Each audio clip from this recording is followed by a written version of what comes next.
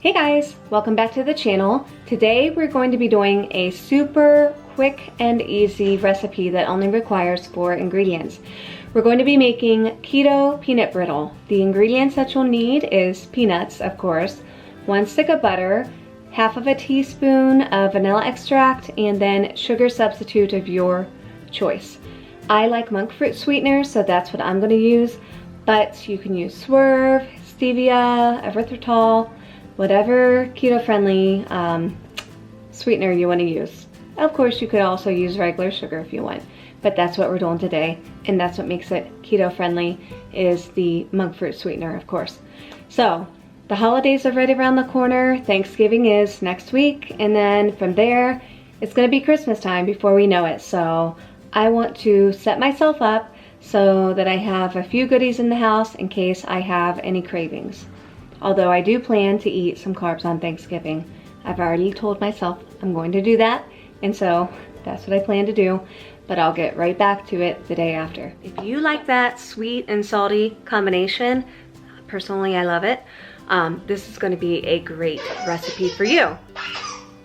My dog is squeaking his toy. Perfect timing. So anyways, if you guys are interested in seeing how to make this, go ahead and keep watching. Okay, so for today's recipe, as I said, we are going to be needing a cup of peanuts. The nuts that I used were these Planters salted peanuts, and I used these because honestly they were gonna go bad. I had bought them for something and I thought, what can I utilize these for? So I think I put like 4 packs in here to make a cup. I am going to use monk fruit blend for my sugar substitute. Got some vanilla extract there, and then a stick of butter. Now, here is my pan. I've put some parchment paper on it. It may be too big for the amount that I'm making, so I'm thinking I might go ahead and double up on this recipe. Matter of fact, I know I'm going to double up on this recipe, so let me add another stick of butter there, and I'll add the other ingredients that I need. So just bear in mind that I am going to be doubling this recipe, and who doesn't want a little extra peanut brittle? Oh, and do you like my sleigh here with the candle? Just trying to make it a little bit festive today, since Christmas time will be coming very soon. So that's my plan. I'm going to double up on the recipe once we get our caramel going in the pan. We should have a better idea of how many ingredients we'll need, although I'm fairly certain that 2 batches will more than cover this pan. I went ahead and I got my peanuts spread out on the pan. Bear in mind, if you're making just a single batch of this, you'll only need 1 cup of peanuts. But again, I'm doubling up my recipe, so I have 2 cups of peanuts on top of my parchment paper. We're gonna go ahead and get our butter into the pan. Remember, if you're making 1 batch, just 1 stick of butter. I'm doubling mine, so I'm gonna put 2 in. And the trick to this is just going low and slow. So go ahead and turn your heat on to low. And it's better to take it slow so that you don't burn the butter. Otherwise, you'll ruin the whole batch of caramel, and you definitely don't want to do that.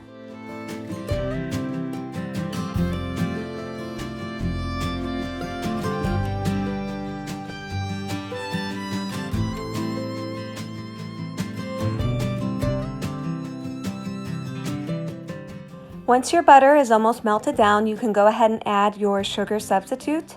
I added 12 tablespoons of my monk fruit sweetener.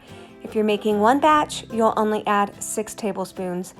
Then I'm going to go ahead and add a full teaspoon of vanilla extract. If you're making half a batch, you can add a half a teaspoon of vanilla extract. Go ahead and get that all stirred up. Keep your temperature on a low setting and watch it constantly. Again, the trick is going to be going low and slow, just constantly watching your mixture that you have going here, constantly stirring it, just checking to see if it's starting to thicken, starting to get a little bit darker. Once it starts to kind of thicken and caramelize, then you'll know that it's ready to go. I can't really say for sure how many minutes. I probably left it on about 8 to 10 minutes, but every stove is going to be different. Again, I'm just watching it. It's starting to thicken a bit. As you can see, it's sticking on my spoon a little bit. So that way I know it's really starting to come together, starting to get to the consistency that we want it to be. After several minutes of being on the stove, I did notice that my mixture was starting to come to a very low boil. It's funny because the coloring on this video is not showing properly, but it was starting to darken at this point. And with it coming to a low boil, I knew that I didn't want to scorch it. So I did go ahead and remove it from the stove. Once you go ahead and remove your caramel from the stove, you just want to go ahead and make sure your peanuts are still evenly distributed on your pan, and you want to go ahead and pour your mixture over top of your peanuts. It's still pretty thin at this point, thin enough that you can get it evenly coated over all of the peanuts. Now I've seen some recipes that have you put the peanuts into the mixture, stir it up and pour it in the pan, but this particular one just calls for you to pour it over top of the peanuts. Once you get that done, go ahead and put it in the fridge for about a half hour or so to set up. So I ended up letting my peanut brittle set up in the fridge for about 40 minutes or so. I was making dinner while I was making this as well, so I did let it sit for about 40 minutes or so. And so then you just take your parchment paper and just kind of start pulling up on it, and it just kind of helps you break the brittle into chunks. And it ended up making quite a bit actually, so I should have more than enough to get me through for a little while. But yeah, just took and broke it up into chunks. There's really no method to it. Just break it up into chunks like normal peanut brittle would be. It ended up turning out really, really good. And one last little clip of what the peanut brittle looked like up close, since my last clip wasn't very focused. You can see it has a little bit of a glossy finish to it. So good, that sweet and salty treat. Something that's just good to have in the house, especially during the holidays. I highly recommend you make it.